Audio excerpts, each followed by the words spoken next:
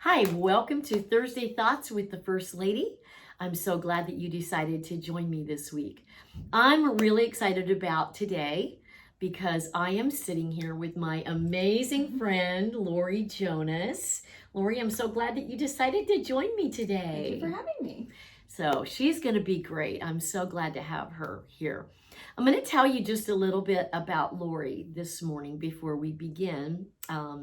Then I'm going to ask her some questions that'll be, I think, just real interesting to all of us. But first of all, I just want to talk about Lori for a minute. Lori has been co-laboring with me in the women's ministry here at Church of the Harvest for probably 15 years, wouldn't you say? Close, getting Pretty, close. yeah, Yes. pretty close to 15. I don't know what I would do without her. She heads up our Biblical Womanhood program, which is an intense discipleship program for women. It takes 2 years, and she took that off of my plate, I think about 4 or 5 years ago, and has been doing amazing with it. And she's just an amazing woman. She serves here at the church.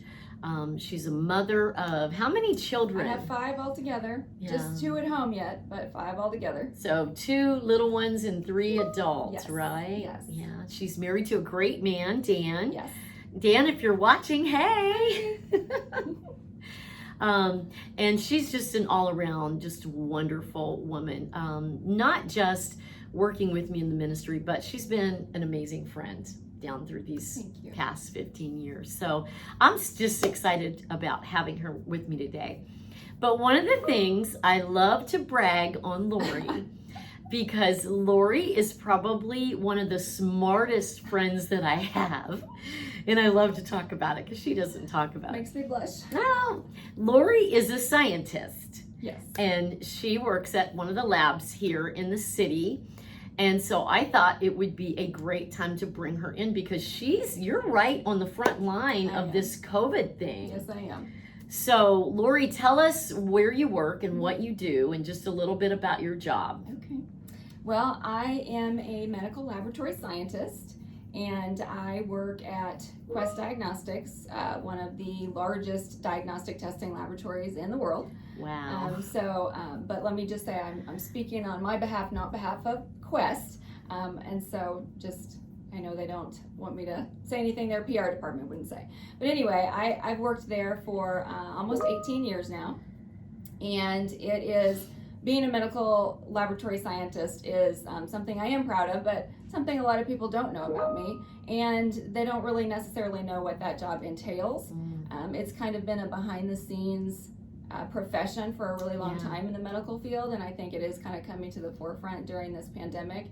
But basically, just in a nutshell, what we do is we analyze specimens for the diagnosis, monitoring, and treatment of various disease states. And so any bodily fluid that comes out of you, I can analyze and examine and possibly diagnose. So, wow. Yes. You're even smarter than I thought, woman. Well, she doesn't talk about this stuff, but so doing what you do during this time in our world, how has your career affected your health and safety and the health and safety of even your family? Sure, yeah.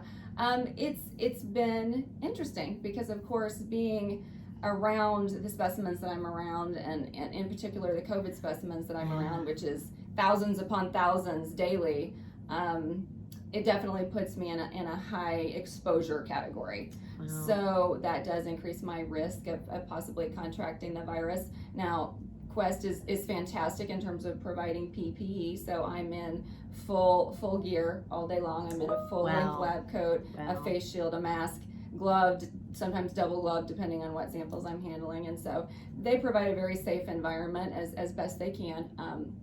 And so I just have to be very careful when I come home. I make sure my shoes come off in the garage, and I immediately change clothes and clean up before I interact with my family, because of course me being in a high exposure category puts them in a higher exposure category. So we just have to be very cautious and careful, and my boys definitely know how to wash their hands for 20 seconds now, so that's a good thing. Yeah, I bet. Well, I just, wow, I didn't even realize it was that intense. I'd like a picture of that. We should have taken a picture. I'm cute, let me tell you. Shown it. Wow, that's really interesting. So, Lori, tell us, how do you, as a believer, balance faith versus responsibility when it comes to this coronavirus thing? That's a good question. It's been interesting. It's been a learning experience for sure, because I'm on the front lines, and I do get inundated with data, statistics, and numbers all day long, every day that I'm at work. We're getting emails, we're getting updates about what's happening, and of course we're seeing it in real time. We're seeing what's happening, and so if I don't try to strike a balance, that can be really overwhelming. Yeah. And so in fact, I was just having a conversation with one of my kiddos the other day about how sometimes it is overwhelming and what I do when I feel overwhelmed, because he was kind of dealing with some stuff that was making him feel a little overwhelmed. And so I said, what I do is I have to get away with Jesus. I have to go sit at his feet. And and I think of that song that we sing, I want to sit at your feet, drink from the cup in your hand, lean back against you and breathe, feel your heartbeat. That is what I have to do. I have to steal away, and I have to just breathe him in.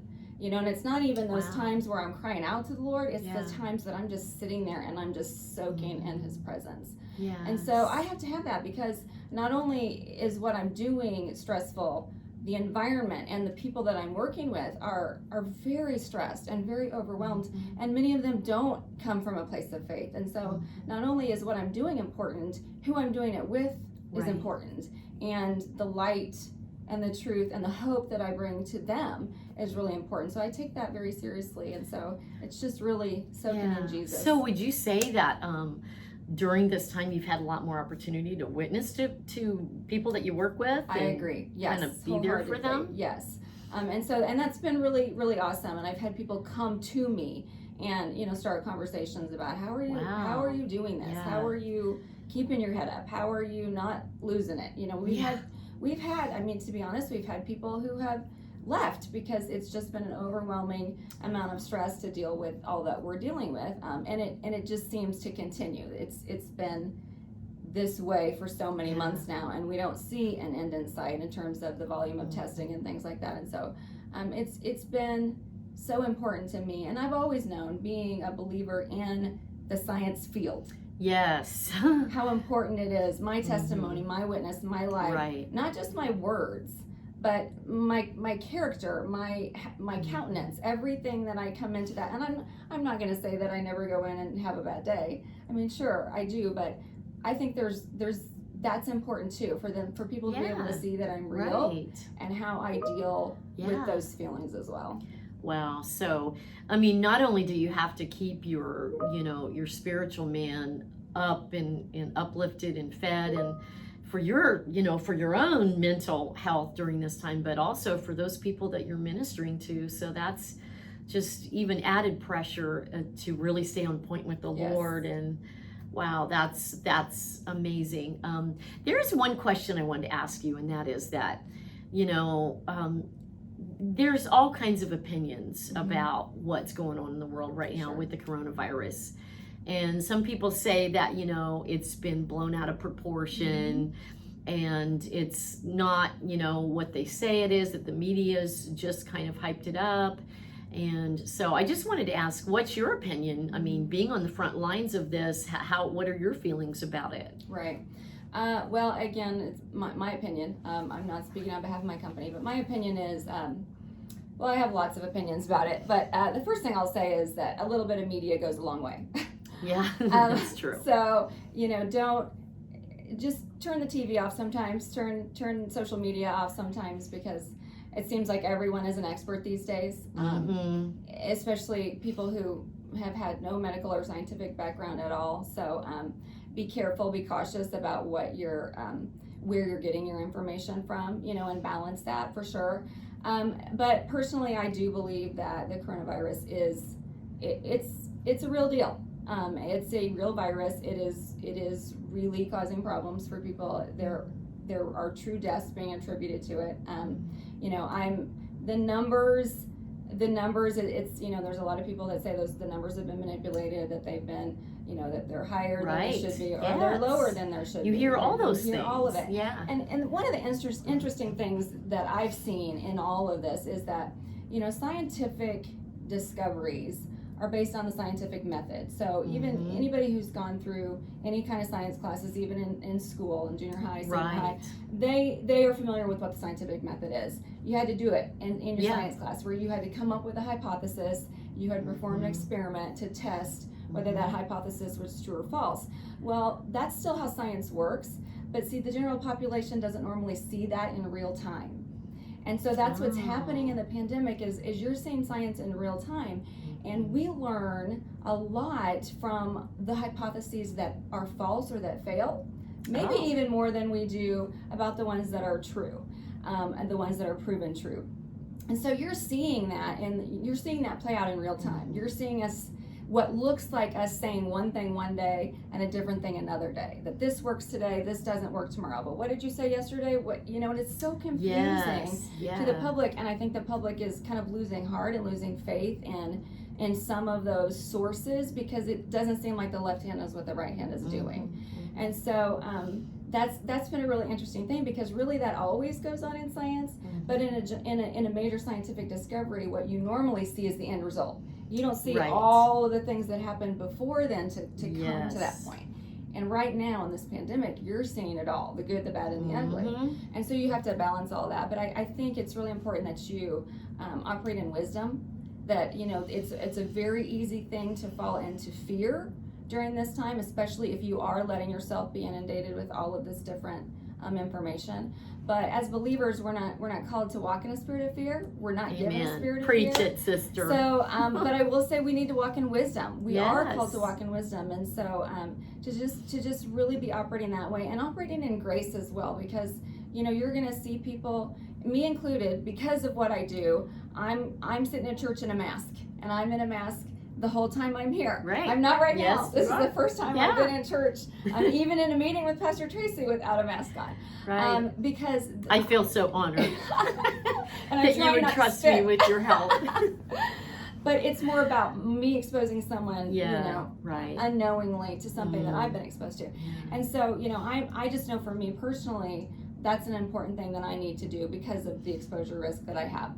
And so, just to walk in wisdom, and to do those things that you feel like the Lord is telling you to do, just because we should care for the people that we're around. Right. And so taking the necessary precautions to make sure everyone around us is safe and taken care of. So. Well, I told you guys she was smart. Was I right or what? But anyhow, do you have just a few more, just little words of wisdom, just any final things you'd like to share with our listening audience today? And well, I do. It's at the end of every year, and I know Pastor David does this for our church. He sets the vision for the coming year. He seeks the Lord, and that's something that I do personally too. I know a lot of us do. At the end of a year, we just ask the Lord to maybe give us a word or a scripture for the year to come. And of course, this year being 2020, it kind of lended itself toward vision and things like that. Right. It just made sense, right? And so at the end of last year, the word that the Lord had given me was focus. And I kind of thought maybe I just dreamt that up, because again, it just kind of fit with 2020. And so, but I just really felt like the Lord was impressing that particular word on me. And he gave me a scripture that went along with it. And it's just so funny now, 8 months into the year, how right on that word was. And I just want to, if you don't mind, I want to read. No, please do. I just want to read in, if I can find it pretty quickly, Hebrews 12, verses 1 and 2. And actually, Pastor David referenced these verses, I think, last week maybe, in his opening Fearless Church message. And I want to read it in the Amplified, which is a little bit wordier, but I kind of like it. So this is Hebrews 12, verses 1 and 2, and it says, "Therefore, since we are surrounded by so great a cloud of witnesses, who by faith have testified to the truth of God's absolute faithfulness, stripping off every unnecessary weight and the sin which so easily and cleverly entangles us, let us run with endurance and active persistence the race that is set before us, looking away from all that will distract us, and focusing our eyes on Jesus, who is the author and perfecter of faith, the first incentive for our belief, and the one who brings our faith to maturity, who for the joy of accomplishing the goal set before him endured the cross, disregarding the shame, and sat down at the right hand of the throne of God, revealing his deity, his authority, and the completion of his work. And I'm going to just read verse 3 as well. It says, just consider and meditate on him who endured from sinners such bitter hostility against himself, considering it all in comparison with your trials, so that you will not grow weary and lose heart. And it's just a matter of focus. You know, to kind of use another scientific analogy, if you will. Yes, go for it. Because that's the way my mind's wired. That's the way I work. It. You know, I think about I spend a good part of my day at the microscope. And I think about that analogy because if I'm looking at a blood smear or a slide of whatever fluid I'm looking at, you know, there are things on a blood slide in particular. I may be the first person to diagnose cancer in a patient, a leukemia or lymphoma in a patient.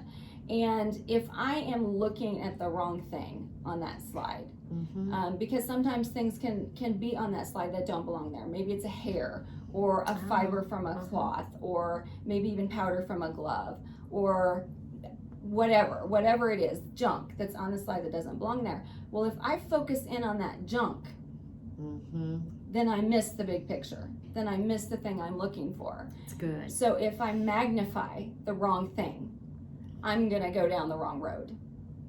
And that is really what the Lord was telling me at the end of last year that this year was going to be about.